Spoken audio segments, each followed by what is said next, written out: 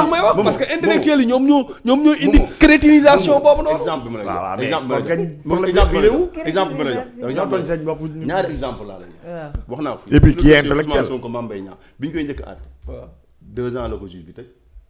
2 mois waaw déglu ma rek. waaw déglu ma 2 mois la ko juge bi tëj. waaw mais nit mën na bañ a xam dara si droit mais ñëw ma gis ma ne ko code pénal bokkul lii article lay indi déconstruire décision dëgg la jarul nekk autorité. mais beneen sax beneen exemple mooy mbirum Barthélémy Dias pourtant Daouda Mine moo toog émission rek ne mën nañ ko révoquer nii bay na loolu la dégg rek. Daouda Mine sax day gëstu si affaire droit.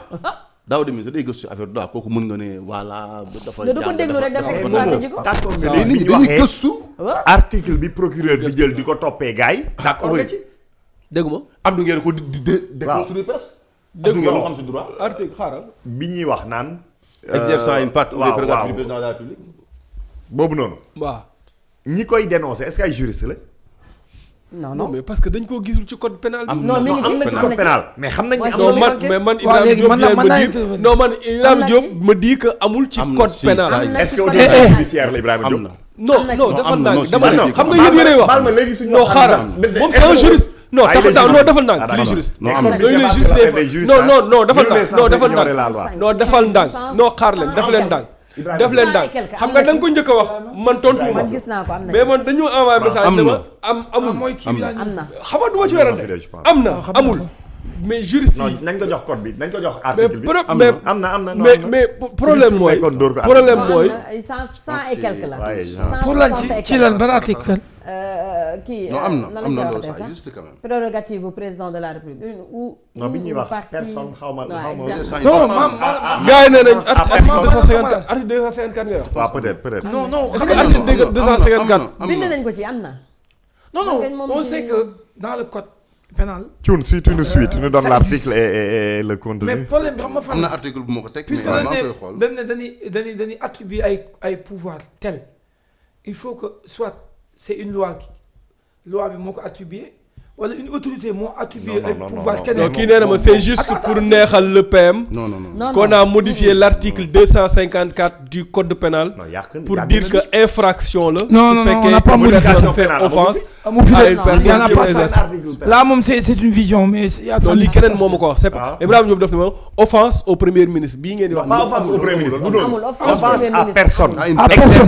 exerçant une partie une nee na amul ci code pénal. exerçant partie ou tout des. non man waxuma amul ne dama ne nee nañ dama bëgg kay mu leer. man personnellement si indi naa fii man kii bi livre nu ñu koy wax de procédure exactement mu bëri ci kanamu Thioune j'ai lu ça gis naa ko am na ci. non am na man am na ci je l'ai lu. gis naa ko teewuma article bi nii mais lire naa ko. waaw mais xam nga problème bi fan la. est-ce que il y a un autre texte. qui précise que le président de la République a délégué. parce que loolu. non amul loolu moom amul délégation circonstancielle. day am lu tax ñu koy def ci réew.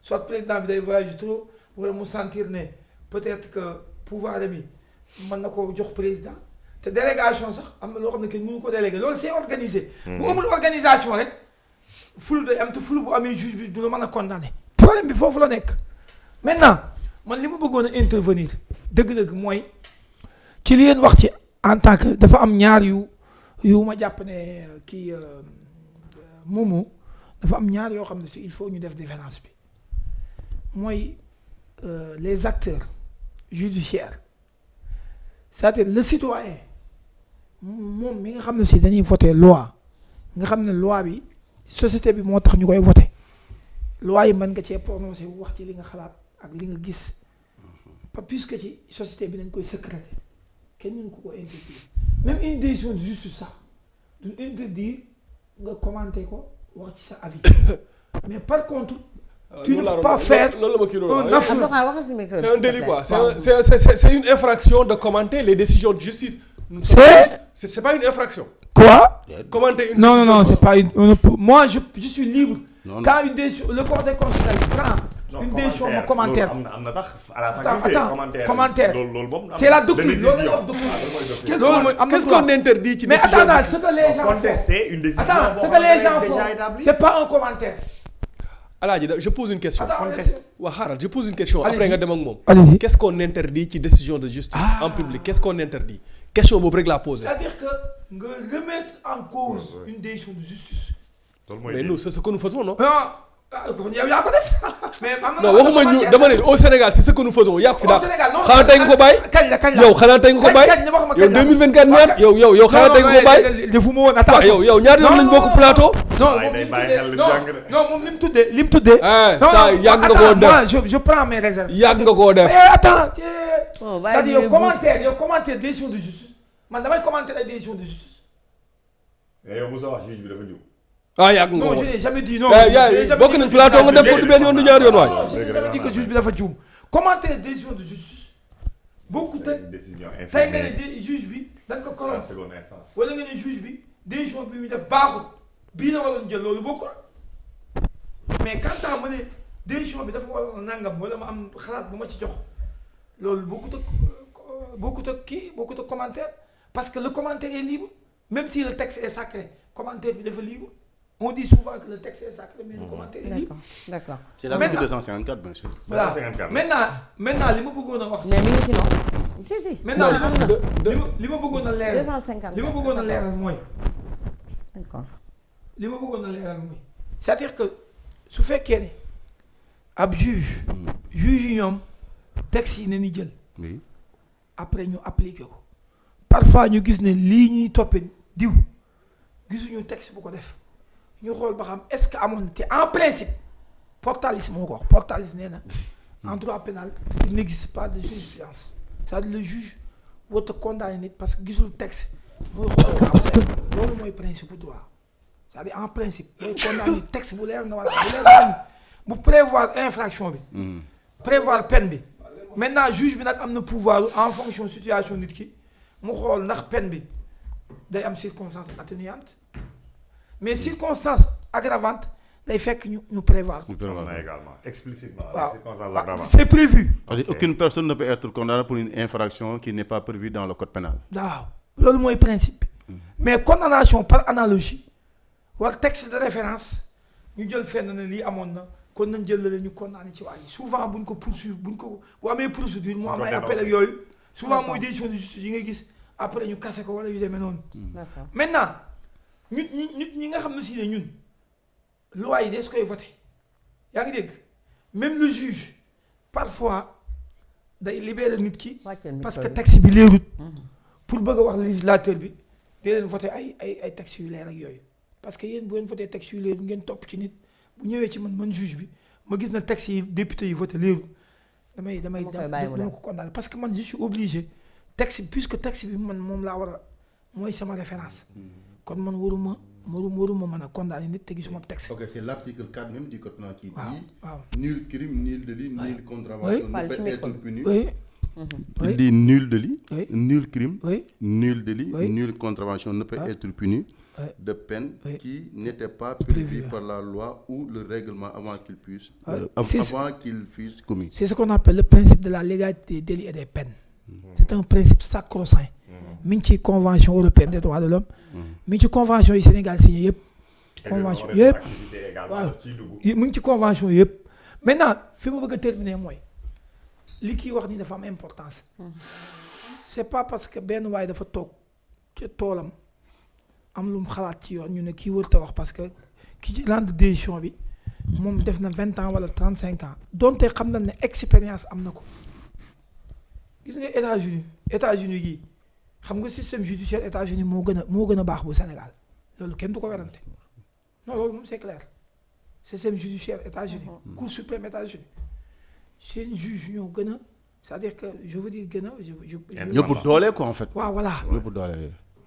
parce que les magistrats ñi ci ëpp Sénat bi mooy entériné seeni yëpp te suñ ko xasee nekk c'est à vie moo tax parfois Cour suprême États-Unis wala un juge fédéral remettre en cause un décret présidentiel loolu moo ko indi maintenant beneen bi mooy États-Unis am nañ fi président bu nekk avocat te daanaka lim jàng yoon bëriwut bokkut ak Barack déedéet Abraham Lincoln il fut un avocat te ni mu wàllu yoon ni mu ko xamee mooy procès yi doon am ci paysans yi nga xam ne si ne da leen topp ci wàllu chemin yeeg xeex yi am day dem da doon dem di ko seetaan ba am ci expérience par l'expérience xam nga États-Unis par voilà par expérience la nekk avocat te même yoon gis nga même yoon ñi gën a dégg droit fii mu ci Sénégal bul yaakaar ne ay professeur d'université la wala les docteurs ak yooyu déedéet les magistrats yi kenn gënu leen a dégg yoon xam nga lu tax parce que fee yi ñooy ñëw ci ñoom. dañ koy pratiquer tous les jours. waaw kay les praticiens du droit ñoo gën a dégg yoon. nga wax leen diw lii lañ ko toppee. dañ la wax d'abord ndax day dem. directement kii wala correctionnel. wax la peine bi non mais. parce que expérience bi ni koy xam nga ni les prisonniers da ngay toog ak ñoom. par l'expérience ngay xamee yoon expérience. cas yi am ci ngay demee ba xam lu la wax rek da ngay mën a xam fu muy mujjee. mën nga ci juum nag. waaw par expérience. donc kon. connaissance empirique loolu mooy connaissance n'importe qui mën na dem di suivre di gëstu dem ba xam. kon ci réew mi njàng amu fi njëriñ. déedéet loolu ne signifie pas jàng amu fi njëriñ. bon bu yow man li ma wax justice quand même. droit dañ koy dem jàng ci école yi. justice dañ koy dund. dañ koy dund. dañ koy améliorer sax. mais droit da nga koy jàng. droit moi je vous parle de droit. oui man je vous parle de droit. dama ne. tollu nañ fi jamono ci réew mi. maanaam waxu jaaykatu beñe bi lañ gën a gën ko dégg. moom ma laajaat la benn question. ma laajaat la benn question lay wax xanaa par exemple. ak je ne parle même pas d'Ismaïla Madior Fall. du troisième mandat. oui autant avec Wade qu'avec Macky Sall. voilà tu es d'accord c'est du droit constitutionnel. ah liñ bind yow mënoo ci wax. nul ne peut mënoo ci wax. ah da ngay léegi nag. su amee borom xam-xamu droit bu jubut. su waxee lu dëgg nga weddi ko. waaw li nga wax ni tegu. quand Ismaïla dit que en principe Macky Sall. mais man su ma jàngu dama naan la waxal lu leer li nga wax léegi. xoolal constitution bi waxul nangam laa lay wax ne la article sangam nangam lii la wax. yéen man li ngay wax borom xam-xam bu jub. est-ce que xam nga lu tax jaxase li muy wax nii est-ce que xam nga lu tax nga am sañu wax sañ-sañu kee wax lee nga weddi li mu wax nga wax leneen yow tamit te même xam nga ne sax culture bi am na lu mu ëpp te sañ nga wax. oui parce que ce soit le professeur d'université que ce soit le docteur que ce soit un autre le paysan de Fongolembi ñoom ñépp li ñuy wax ce sont des avis qui ne lient pas juge bi ni saisir. ñoom ñépp ay avis la ñuy wax et l'avis ne vaut que l'avis un avis ne vaut qu'un avis. voilà moo tax nga am sañ-sañ yow kii wax ne en principe kii wax en principe xam nga tax mu ne en principe c'est parce que dafa gisul exception moo tax mu ne en principe maanaam li mu wax da koo wax ba pare am buntu. te gis nga ñi jàpp ne ñoo gën a xam wàllu yoon. bu ñuy wax dañuy nuancé. waaw loolu kay dafa koy wax loolu moom jëlu sax ñi gën a xam ñun jàpp ne ñoo gën a xam yoon wala ñoo ci gën a dox lu ñu wax lu ne ña ngay xool la mënul nekk bala ñuy xool li mën a nekk mais duñ wax rek li mën a nekk il faut ñu xool li mënul nekk d'abord ñu doog a indi li mën a nekk. d'accord c'est ça c'est bon day waxtaan bi neex na ci wàllu justice man moom jàng naa nu te naa